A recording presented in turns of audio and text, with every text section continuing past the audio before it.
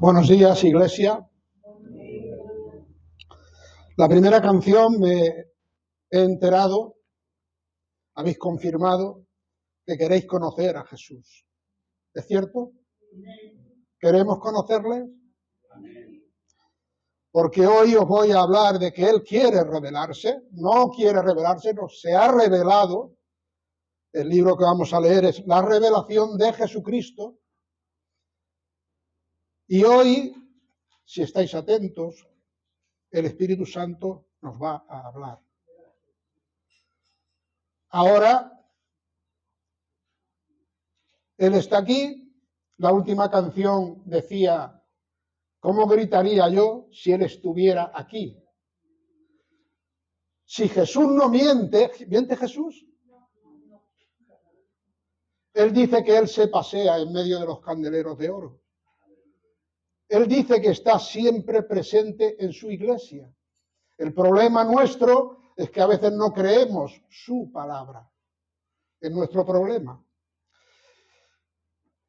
¿Quieres conocer a Jesús? Pues presta atención. Presta oído, porque el Espíritu Santo nos va a hablar. El título que yo le pondría a la palabra de hoy es: el que tiene oído, oiga lo que el Espíritu dice a las iglesias. ¿Todos tenéis oído? A ver, mírate. ¿Tienes 2 oídos? El que tenga oído, que oiga, porque el Espíritu Santo habla. El problema es que a veces estamos con la mente. Pero ahora olvídate de todo. Ahora vamos a escuchar la palabra de Dios. Y empezaré a explicar, y no te extrañes si no estás de acuerdo con mis enseñanzas, si tienes otra doctrina. Habéis venido de muchas partes del mundo, de muchas zonas, con distintos maestros de distintas iglesias, y es posible que no coincidamos en todo o opinemos de forma distinta.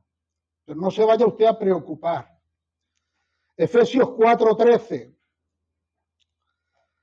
Hasta que todos lleguemos a la unidad de la fe y del conocimiento del Hijo de Dios, a un varón perfecto, a la medida de la estatura de la plenitud de Cristo.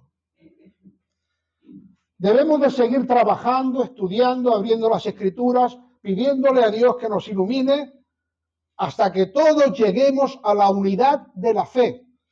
Hay distintos niveles de estatura de cada uno y en las iglesias hay distintos niveles de conocimiento.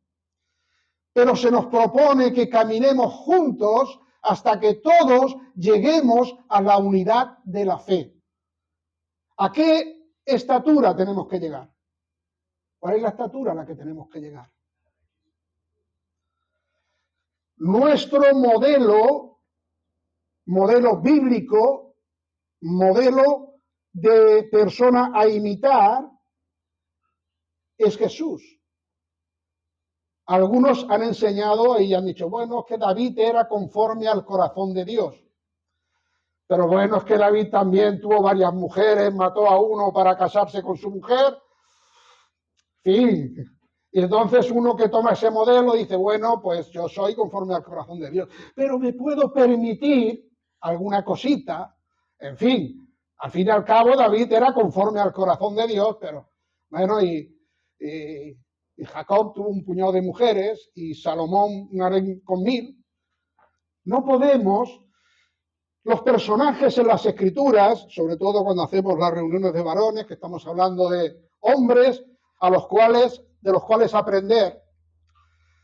De todo lo que hay en la Escritura aprendemos. Todo es formativo, pero no todo es normativo. La norma de persona a la que tenemos que mirar para crecer a su estatura es Cristo. Varón perfecto. No le vas a encontrar nada, ningún error. Entonces, claro, cuando uno empieza a imitar, bueno, es que Jacob, pues hay por ahí grupos de iglesia que tienen varias mujeres. que autorizan tener varias esposas. Claro, si, según a quien mires, para tener una buena comprensión de las Escrituras, fíjate como norma de hermenéutica que las reglas para interpretar las Escrituras es que el patrón nuestro, dado por la palabra de Dios, es Cristo. Hasta que todos lleguemos a la unidad de la fe, a un varón perfecto, a la medida de la estatura de Cristo. Claro, yo cuando me miro ahí me veo muy pequeñillo. Me queda mucho para llegar. Para interpretar las Escrituras, acuérdate, una regla: Cristo es el patrón, la regla. Os voy a hacer alguna pregunta.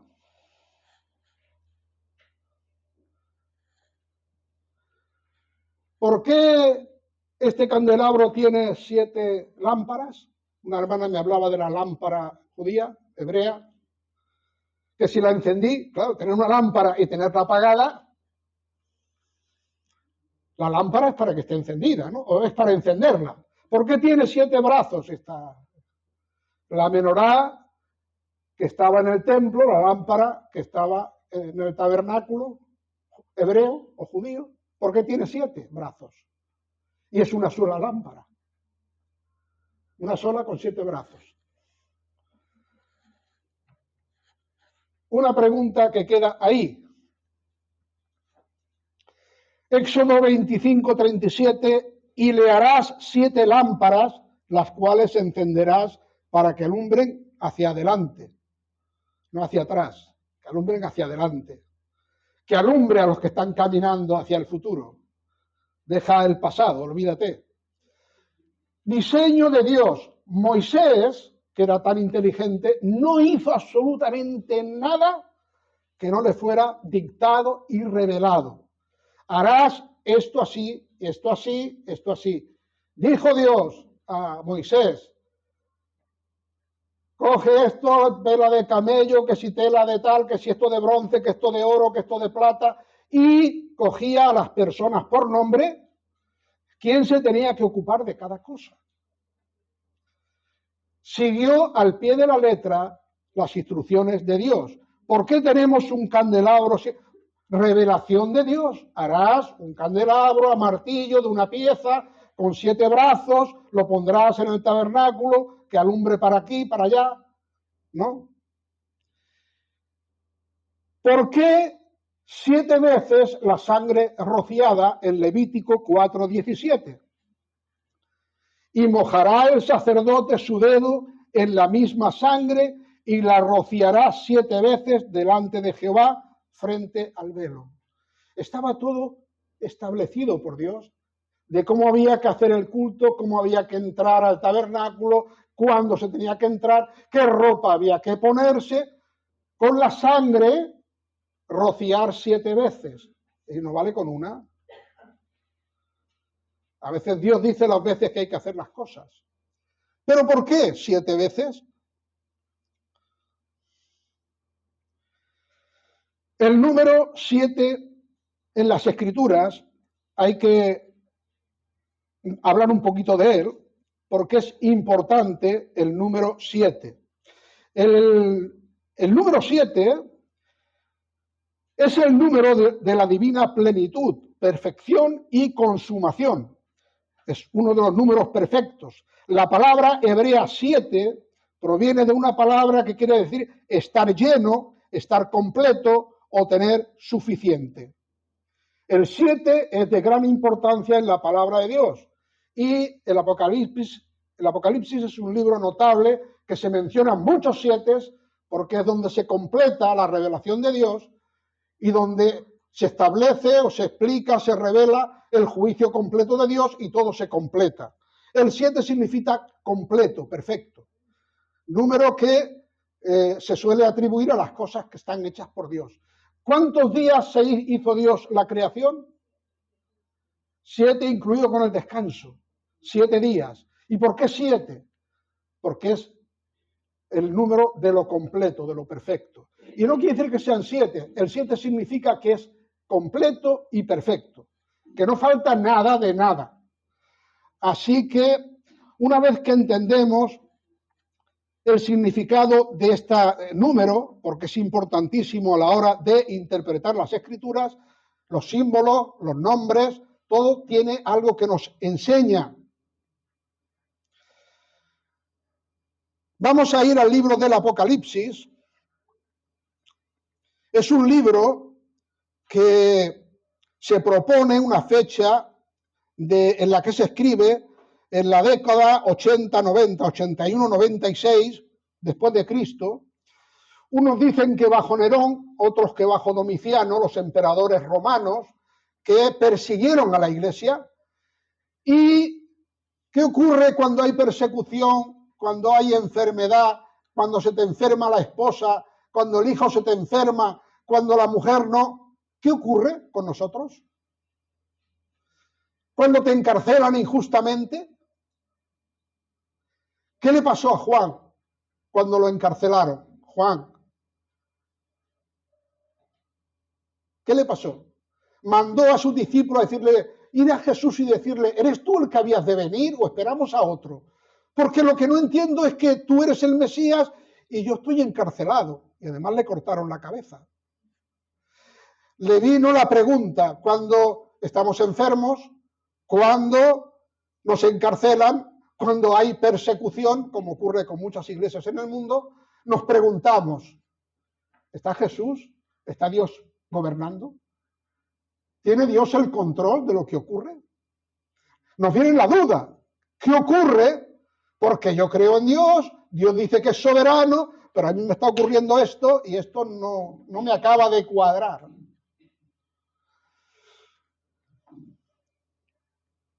Apocalipsis 1:1 es dado en ese tiempo de persecución, en ese tiempo en que la iglesia está siendo y muchos hermanos están siendo muertos. Juan, el siervo Juan, anciano Juan, desde la isla de Patmos, no estaba allí de vacaciones, no estaba allí en un resort de esos tumbado a la Bartola, estaba en una isla, pero era una isla penal, en que los romanos ponían allí a los presos, los expatriaban, los echaban de su nación y los llevaban a una isla para que allí tenerlos separados. No era la de Cuba es muy grande, esa era más chiquitilla. Y en ese tiempo en que la iglesia está siendo perseguida y muchos muertos, Jesucristo habla a un varón que nos preguntamos por qué a un anciano. Porque Juan debía de tener ya unos pocos de años.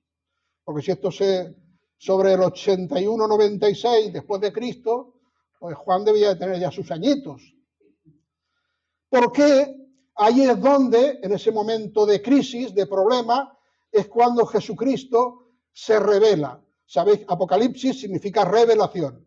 Es algo que está oculto y se abre el velo y podemos ver, porque no conocemos de Dios sino lo que Él quiere revelar de sí mismo. Y lo que no ha revelado no lo conocemos, no lo sabemos.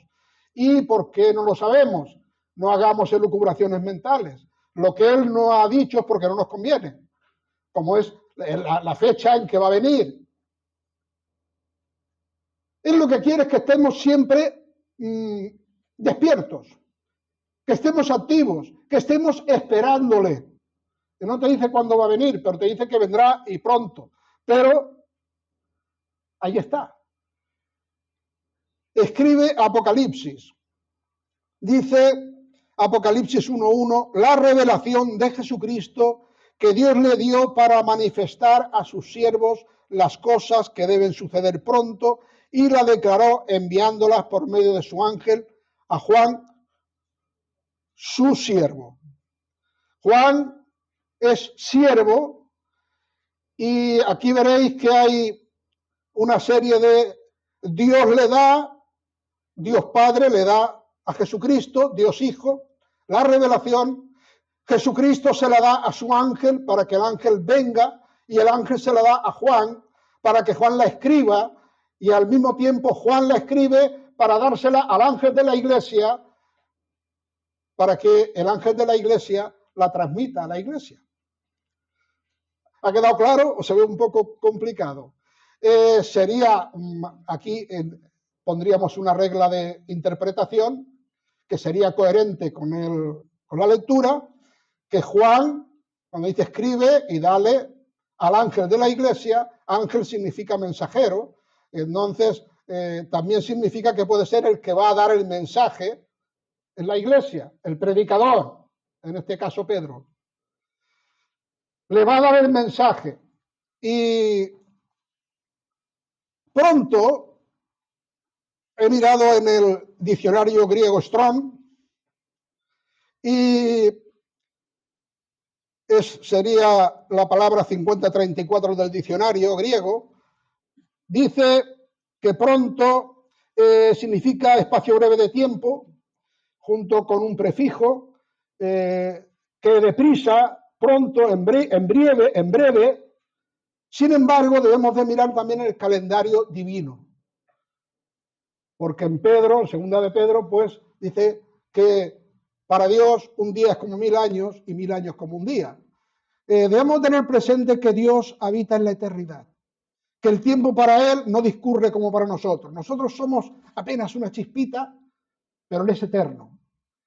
Y a veces Él dice vengo en breve y ya han pasado 1000 años. Que entendamos esto. Dios Padre da a Dios Hijo, quien la da a un ángel, que la da a Juan su siervo, quien la da por escrito al ángel de la iglesia. ¿Qué es lo que recibe la iglesia?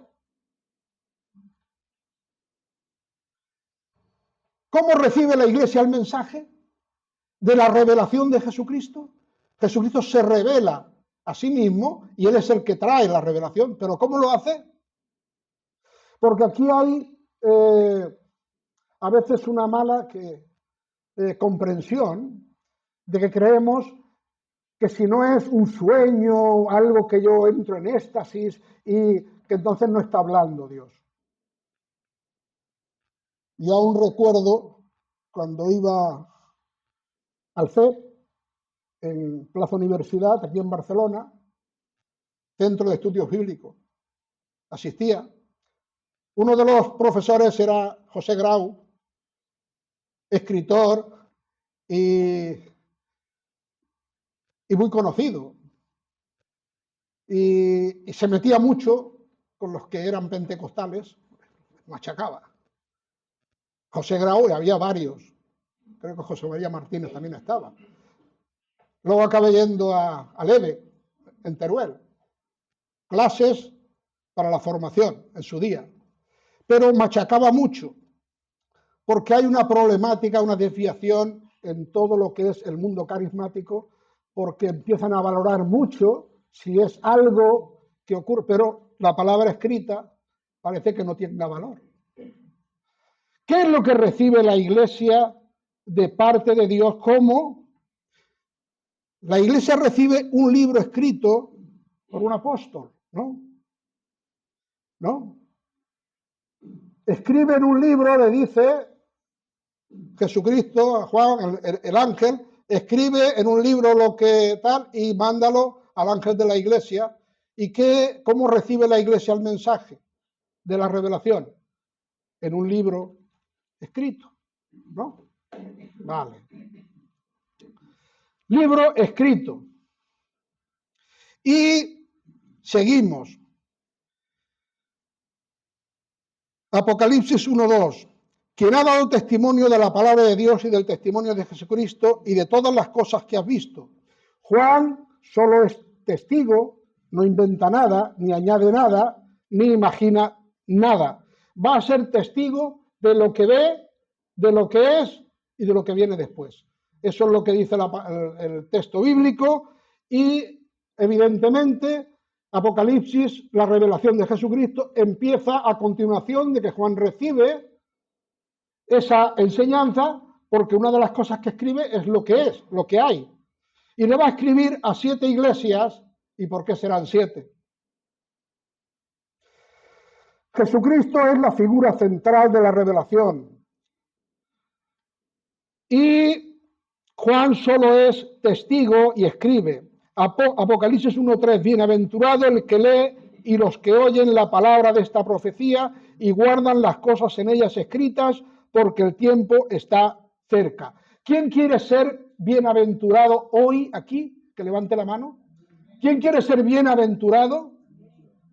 Bendecido, feliz, doblemente feliz. ¿Quién? Pues mira, bienaventurado el que lee, que ese soy yo, que estoy leyendo en singular. Yo leo, bienaventurado, la palabra de esta revelación, la estoy leyendo, bienaventurado, ¿no? Y los que oyen la palabra. ¿Quiénes son los que oyen la palabra? Bienaventurados los que oyen esta palabra. Ahora hay una condición más. Y guardan las cosas en ella escritas, porque el tiempo está cerca. Leer, oír, vivir, guardar. Ahora, si usted oye y cuando salga por la puerta se olvidó, no queda nada. Pasa como la parábola de la semilla, que viene el enemigo y se lleva la semilla que se sembró. Entonces, si no dura hasta la noche, pero es bienaventurado por la revelación de Jesucristo el que lee las Escrituras, el que oye las Escrituras, el que la pone por obra. Bienaventuranzas. La primera, porque son 7 que se van a dar en el libro de Apocalipsis. Aquí todo está basado en 7, porque es lo perfecto, lo completo. A partir de aquí no se añade más nada a la Escritura. Consideramos que es la revelación completa para la Iglesia. No se añade más nada. Saludo a las 7 iglesias. 1:4 de Apocalipsis. Juan, a las 7 iglesias que están en Asia. Gracia a vosotros y paz del que es y que era y que ha de venir, y de los 7 espíritus que están delante de su trono. ¿Y por qué 7 espíritus? Es que es Dios Padre, Dios Hijo y 7 entes espirituales. Estamos hablando que 7 es lo perfecto, lo completo, la totalidad del Espíritu. Gracia y paz de parte del que es y que era y que ha de venir para la Iglesia. Gracia y paz. Yo, Jesucristo, no he venido a traer mi revelación para traeros problemas, para que sufráis, para haceros daño. No. Yo, Jesucristo, que me estoy revelando, lo que quiero para vosotros es gracia y paz. Para que tengas esta gracia y paz, tienes que creer mi palabra, oírla y ponerla en tu corazón y vivirla.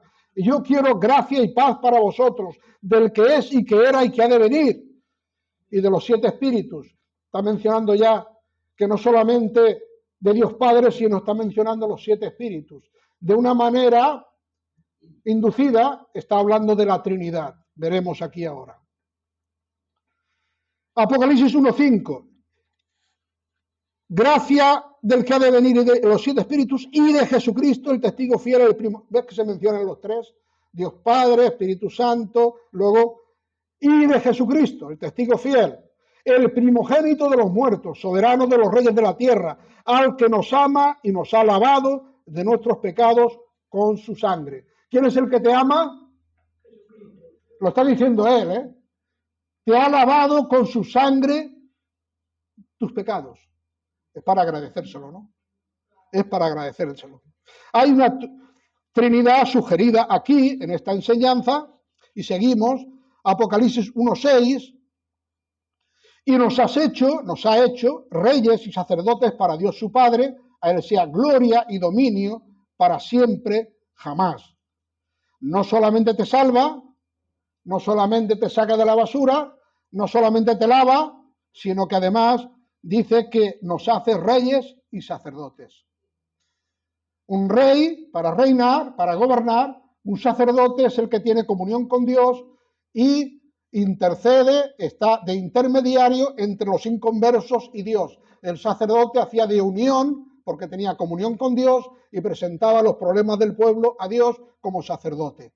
Estamos para hacer de intermediarios entre el mundo inconverso, el mundo perdido, con un Dios que está ahí, que nos ama y que quiere que seamos sus sacerdotes, sus intermediarios, para dar el mensaje al mundo que no le conoce.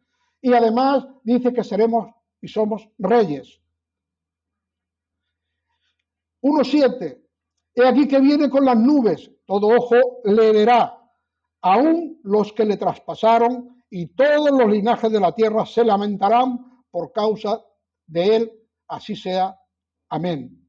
Llegará un momento, sabéis que en el Antiguo Testamento cada vez que Dios se manifestaba en las nubes, venía la nube, la columna de fuego en el desierto, siempre la nube les seguía, y cuando la nube se retiraba del tabernáculo es que Dios se había alejado. Cuando la nube bajaba, la presencia de Dios, llamada la Shekinah, se manifestaba. Y la gloria de Dios llenaba el tabernáculo, se llenaba todo de humo, de gloria de Dios, y no se podía ni estar allá, porque caerías muerto frente a la santidad de Dios. Y aquí viene con las nubes. Eso solamente podía ser Dios. El hombre no vuela, el hombre no flota. El hombre es hombre y está en la tierra, pegado a tierra. El que viene con las nubes tiene que ser Dios, y cada vez que se habla que venía con las nubes era una teofanía, la manifestación de Dios a los hombres. Y lo va a ver todo ojo, incluso los que le traspasaron. ¿Quiénes son los que le traspasaron? ¿Quién le traspasó? El pueblo de Israel, que lo crucificó. Lo azotaron, lo humillaron, lo desecharon. Incluso Israel se lamentará, porque cuando lo venga a venir al Mesías que rechazó y que crucificó, van a llorar. Y van a llorar mucho, mucho.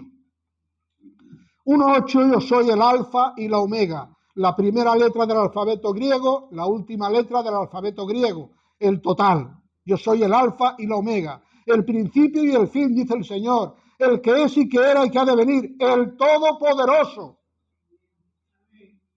Aunque vemos cosas que no entendemos. Visión del Hijo del Hombre. Queremos conocer a Jesús. Apocalipsis 1.9. Yo, Juan, vuestro hermano y compañero en la tribulación y en el reino y en la paciencia de Jesucristo, estaba en la isla que es llamada Patmos por causa de la palabra de Dios y del testimonio de Jesucristo. Compañero vuestro se presenta Juan, hermano y compañero, ¿en qué? En la tribulación. No como soy apóstol, yo a mí lo puedo todo, a mí no me pasa nada. Estaba esclavizado, estaba desechado en la isla de Patmos, y eso no había debilitado su fe. Pablo también pasó por las cárceles, fue apedreado, apaleado, pero él se mantuvo como viendo al invisible. No puso en duda su fe por lo que le estaba pasando. Dice que hay que ser hermanos y compañeros en la tribulación y en el reino y en la paciencia de Jesucristo. ¿Y por qué a un viejete que estaba expatriado en una isla Dios le da el mensaje? Porque había 7 iglesias, y porque no habría un montón de jóvenes en las iglesias y ministerios en las iglesias. ¿Por qué no le dio el mensaje a cada iglesia? ¡Ay!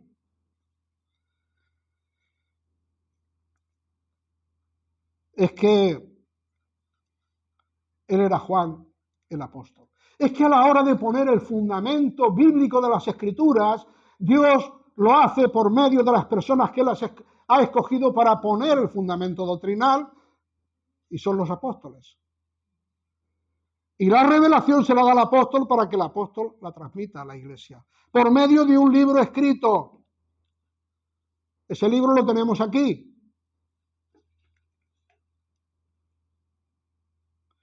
Dice, y estaba en el día, dice, yo, como ya lo dije, en la paciencia de Jesucristo estaba en la isla de Patmos por causa de la palabra de Dios y testimonio de Jesucristo, dice, y yo estaba en el 1.10 en el Espíritu, en el día del Señor, y al oír detrás de mí una gran voz como de trompeta. Estaba en el Espíritu en el día del Señor. El día del Señor no se refiere al día del juicio, sino al domingo, que es el día del Señor. Él, el domingo, aunque estaba expatriado, preso en una isla, estaba en el Espíritu. ¿Y qué es estar en el Espíritu? Pues algunos están en Internet, están en las redes sociales conectados con el móvil y están conectados con el mundo, con las redes sociales. Él estaba conectado con la red celestial. Él estaba en comunicación con la red celestial. Estaba en oración, estaba en meditación, estaba en comunión con el Espíritu. Sabes que tienes alma y espíritu. El Espíritu es lo que te comunica con Dios. Y Juan estaba en el día del Señor en el Espíritu. No estaba en las cosas materiales, estaba en las cosas espirituales. No estaba conectado a una red social en el móvil pasando todo el día. Estaba en comunión con la nube celestial, no con la nube de aquí del mundo. Allí estaba Juan. Dice, escribe en un libro, en Apocalipsis 1:11, él escucha una voz que dice, yo soy el alfa y la omega, el primero y el último. Escribe en un libro lo que ves y envíalo a las 7 iglesias que están en Asia, a Éfeso, a Esmirna, a Pérgamo, a Tiatira, a Sardis y a Filadelfia y a Laodicea. La orden es lo que ves, lo que es, lo que yo te voy a mostrar, escríbelo en un libro. Y ese libro es lo que vas a mandar a estas 7 iglesias. ¿Y por qué 7 iglesias? Algunos han dicho que son las distintas etapas de la vida de la iglesia. Podría ser. Pero que el 7 implica la totalidad, la perfección de la iglesia. Es a toda la iglesia en todo el tiempo que dure la iglesia. Entonces el número 7 son 7 iglesias, pero que son reales, que estaban allí y estaban presentes esas iglesias. Y le va a escribir en un libro lo que ves. Y me volví para ver la voz que hablaba conmigo, y al volverme vi 7 candeleros de oro. ¿Y por qué 7 candeleros de oro? Aquí ya no es un candelero con 7 brazos, es un candelero que es una luz, un candelabro con un brazo que alumbra. Ve 7, ¿no? Y además de oro. ¿Qué significa el oro? El oro significa en la Biblia la naturaleza divina. Veréis que en el tabernáculo todo lo que tenía que ver con Jesús, con lo que él era, había madera forrada con oro por un lado y por el otro. Que eso simbolizaba la unión de las dos naturalezas, lo divino, el oro, lo humano, la madera. Esa era la representación de las piezas del tabernáculo. El oro significa la naturaleza divina. Está hablando que el candelabro que ve, la luz que está viendo, es de oro. Significa que la iglesia es obra de Dios, que la iglesia está formada por Dios y que aquí está habitando Dios en cada corazón. Igual que la figura del tabernáculo, una humanidad, pero está el oro de la presencia de Dios. Dice, en medio de los 7 candeleros, a uno semejante al Hijo del Hombre, vestido con una ropa que le llegaba hasta los pies y ceñido por el pecho con un cinto de oro. ¿Estaba donde estaba? ¿En medio de qué?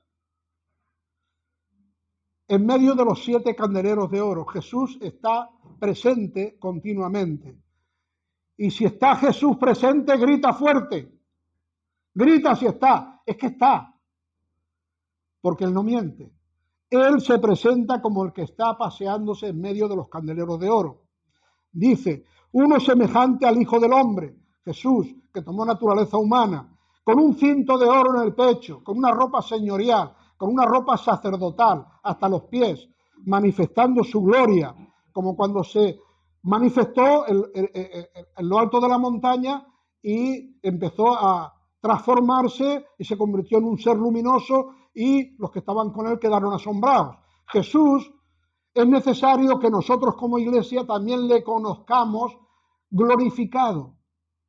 Ya no es un hombre al que se le abofetea, Ahora es el león de la tribu de Judá. Ahora es el Rey de Reyes y Señor de Señores. En él habita toda la plenitud de la deidad, es totalmente el Todopoderoso.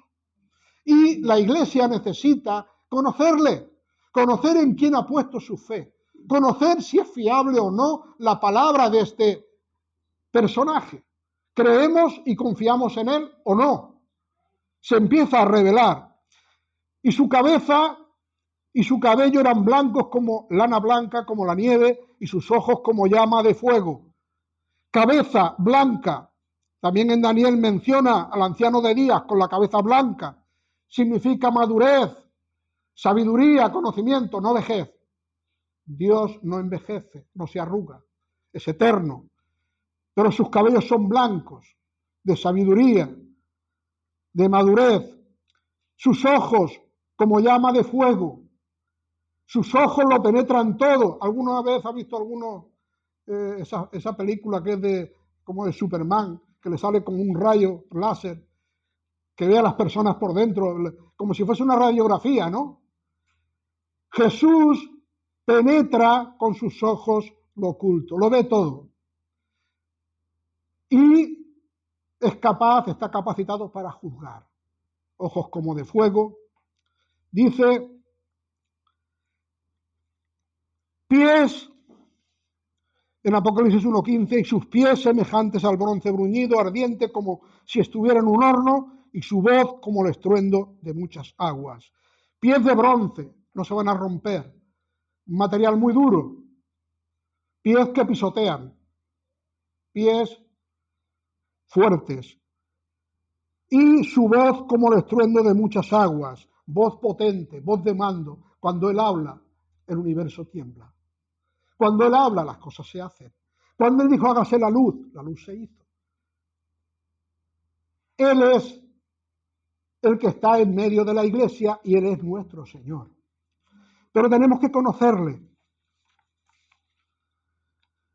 Y tenía en su diestra 7 estrellas, y de su boca salía una espada aguda de 2 filos, y su rostro era como el sol cuando resplandece en su fuerza. 7 estrellas sostiene. ¿Quién sostiene a las estrellas? ¿Qué son las estrellas? Dice, de su boca sale una espada aguda, y su rostro era como el sol cuando resplandece en su fuerza. ¿Qué es la espada aguda que sale de su boca?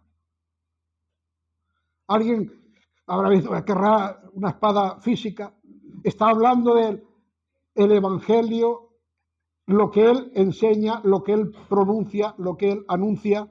Una espada, esta es la espada del Espíritu. Sale una espada de doble filo, con ella va a herir a las naciones. Con ella nos defendemos y con ella nos alimentamos, pero no es que no sea una espada física. Es una representación simbólica del poder de su palabra y nos lo transmite. Está tratando por medio de figuras, de símbolos, que conozcamos su gloria, que conozcamos el potencial de él, su poder. Dice, las estrellas. ¿Qué son las estrellas? Las estrellas del cielo, ¿no? Las estrellas son los líderes de las iglesias. ¿Quién los sostiene? No, yo soy el líder que yo soy el que sostiene la iglesia. Yo soy aquí el pastor, el evangelista, y si yo falto, esto. ¿Quién sostiene la iglesia? No, ¿quién sostiene a los pastores? Jesús es el que sostiene los ministerios. Cuando le vi, caí como muerto a sus pies y él puso su diestra sobre mí, diciéndome, no temas, yo soy el primero y el último. Cualquiera que llegue a la comprensión de la gloria de Jesús y tenga una manifestación, una teofanía de lo que es él, va a caer como muerto, porque es impresionante, y cae como muerto. No temas, no temas, yo soy el primero y el último, y el que vive y estuve muerto. No queda duda de quién está hablando, ¿no? Y aquí que vivo por los siglos de los siglos, amén, y tengo las llaves del infierno y de la muerte. Tiene poder, potestad, autoridad sobre la muerte y sobre el infierno. Ahí va a ir el que Él quiera. Y va a quedar muerto el que Él quiera. Él es Señor. En este tiempo que estuve en el pueblo, tuve que ir 2 veces al cementerio. Una por mi tía, que falleció, y allí no es como aquí, allí se acompaña caminando al cementerio. Y pude palpar más de cerca la muerte. Luego mi vecina de enfrente, que era considerada como hermana de mi madre, que era recogida, mi abuelo la cuidó, falleció también. Tuve que volver a ir al cementerio otra vez. ¿Sabéis lo que significa la palabra cementerio?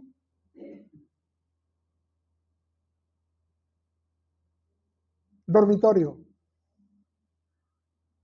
Es una palabra cristiana que se llama dormitorio. Algunos se me van a dormir aquí. Este no es el dormitorio. El cementerio es el dormitorio. Los cristianos no mueren, los cristianos duermen. Y a aquello se le llama dormitorio porque allí descansan dormidos porque el Señor nos va a resucitar. Yo vivo en la Sagrera. En la influencia de la iglesia se enterraba la gente cerca de las iglesias porque era la influencia. Y en mi pueblo, cuando era uno que no se sabía si estaba bautizado, si era creyente o no, se le enterraba aparte, en otro cementerio, que no era el dormitorio. Dice aquí, escribe las cosas que has visto, las que son y las que han de ser después de estas. 1:19. Aquí está dando el bosquejo del libro entero del Apocalipsis.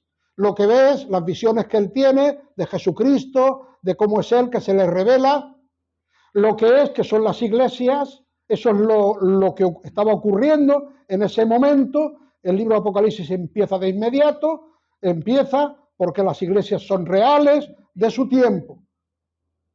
Y luego lo que viene después, que lo que viene después a veces la explicación no es cronológica, pero dice, y da además en el 1:20 la interpretación Jesús del simbolismo en cuanto al misterio de las 7 estrellas que has visto en mi diestra y de los 7 candeleros de oro. Las 7 estrellas son los ángeles de las 7 iglesias o mensajeros. Y los 7 candeleros que has visto son las 7 iglesias. ¿Quién tiene las iglesias sostenidas en su mano? Jesús. Él sostiene su iglesia. ¿Quién sostiene a los mensajeros de las iglesias o ministros?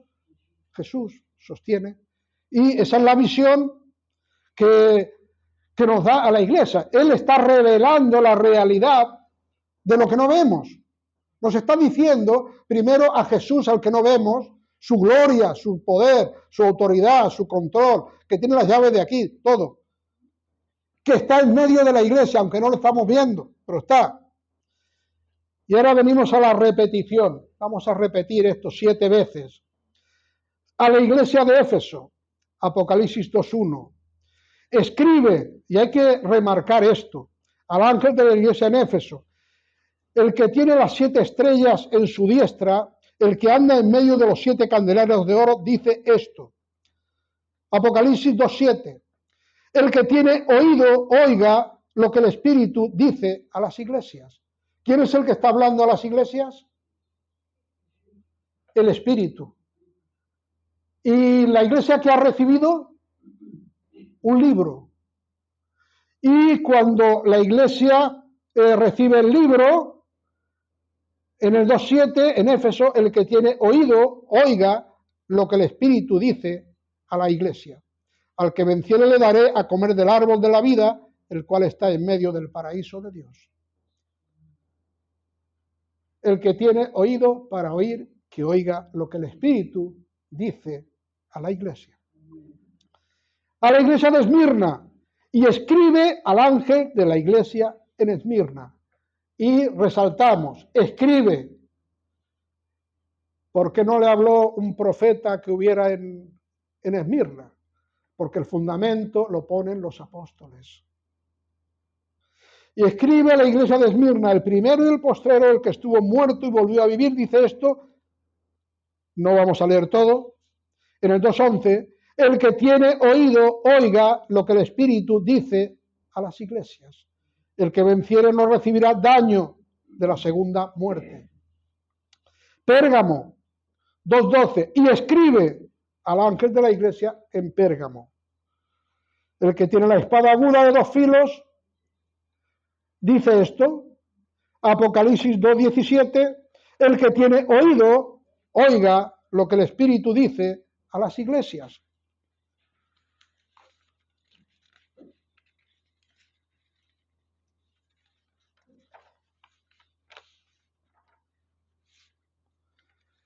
Tiatira, Apocalipsis 2:18, y escribe al ángel de la iglesia en Tiatira. Escribe. 2:29, el que tiene oído, oiga lo que el Espíritu dice a las iglesias. Y tenemos que tener siempre presente que cuando leemos este libro estamos escuchando la voz del Espíritu Santo. Está la revelación de Dios autentificada por medio de los apóstoles que Jesús estableció. A la iglesia en Filadelfia, Apocalipsis 3:7, y escribe al ángel de la iglesia en Filadelfia, Apocalipsis 3:13, el que tiene oído, oiga lo que el Espíritu dice a las iglesias. ¿Tenemos oído en esta mañana? ¿Estamos escuchando? Porque lo repite 7 veces, porque esto es el mensaje perfecto, completo para la iglesia, está aquí. Con este libro se cierra el canon de las Escrituras.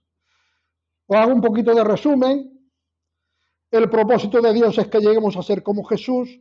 El modelo normativo no es que seamos como David o Abraham, sino como Jesús.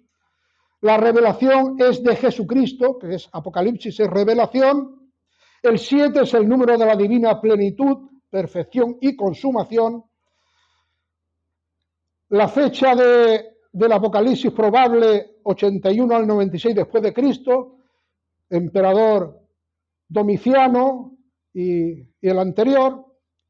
El significado un poco del diccionario Strong, del pronto, de que viene pronto, de que esto ocurre pronto. El recordatorio de que Pedro, en 2 de Pedro 3:8, pero oh amados, no ignoréis esto, que para el Señor un día es como 1000 años y 1000 años como un día. La primera de las 7 bienaventuranzas la hemos escuchado: el que lee, el que oye, el que guarda, para ser gozosos, bienaventurados. Saludo a las 7 iglesias, la Trinidad sugerida. Jesús no solo salva, sino que nos hace reyes y sacerdotes para Dios su Padre. Como era apóstol y anciano, se va a una isla paradisíaca allí a disfrutar porque era apóstol y él lo podía todo. Hermano y compañero en la tribulación, no solamente era apóstol, tribulación, angustia, paciencia. Escribe, que se repite muchas veces, es un libro lo que se envía a la iglesia. La iglesia recibe un libro escrito, se le pide a la iglesia que el que tiene oído oiga. Leer el libro es escuchar la voz de Jesús y su mensaje para cada iglesia. Jesucristo conoce al detalle la vida de cada iglesia y se pasea en medio de ella. Todas son distintas. A todas Jesús le habla y le dice lo que aprueba y lo que no. Y la pregunta, ¿es confiable para ti, Jesús? Leer, oír, poner por obra la palabra escrita y serás bendecido. Sí, sé que a veces estamos muy cansados y nos embotamos. Yo también me hago viejo, me canso. Nos esforzamos como Juan. ¿Por qué le daría el mensaje a un hombre que estaba ya tan mayor? Había en las iglesias ministerios. Él es el Todopoderoso. Él está aquí, en medio nuestro. Y Él nos sostiene, confía y camina bajo la palabra de Dios. No te desalientes, no te desanimes. El Señor sabe lo que hace. Él nos sostendrá. Nos ha sostenido y nos va a sostener. Pongámonos de pie, el que quiera.